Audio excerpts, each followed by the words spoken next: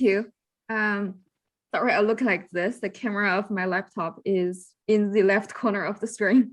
I'm honored to have this opportunity to attend this dialogue. And I enjoyed very much the interesting topics and valuable insights offered by all the speakers.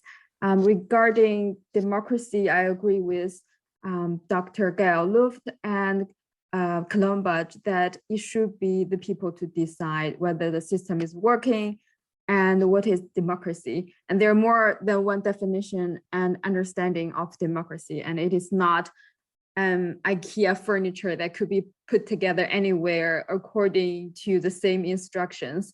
And for many developing countries, small countries like Dr. Muzafa said, the important question is how to make people's lives better, right? Suffer less to benefit from a more just world order, a more balanced world. And regarding the so-called Uyghur Tribunal, I agree with Dr. Lemon and Dr. Tian. It is basically a show trial or propaganda.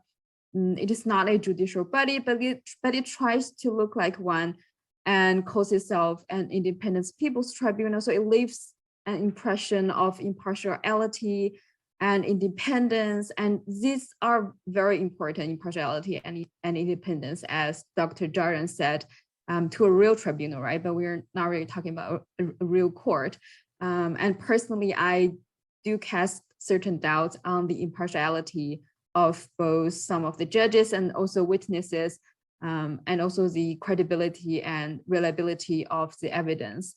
For example, I think in one of the report used as evidence, I think there was somehow linked the 5-year plan, let me see what is called, 5-year plan of the textile clothing industry to coercive labor transfer.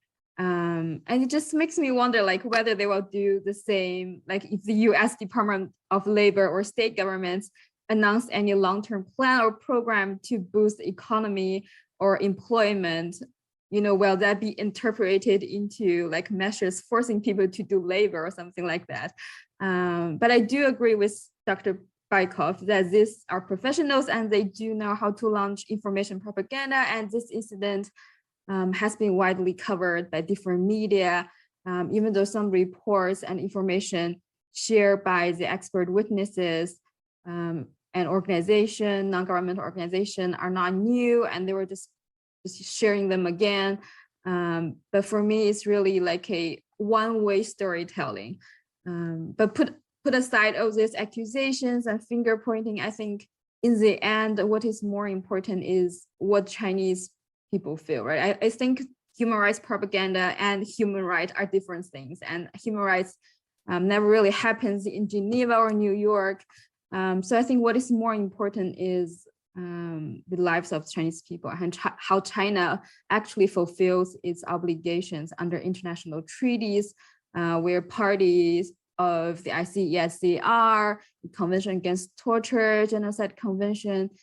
So I think more important is how China actually fulfills these legal obligations, and only concrete and substantive protection and promotion of Chinese human rights, I think that counts. Okay, that's all for me. Thank you for your attention.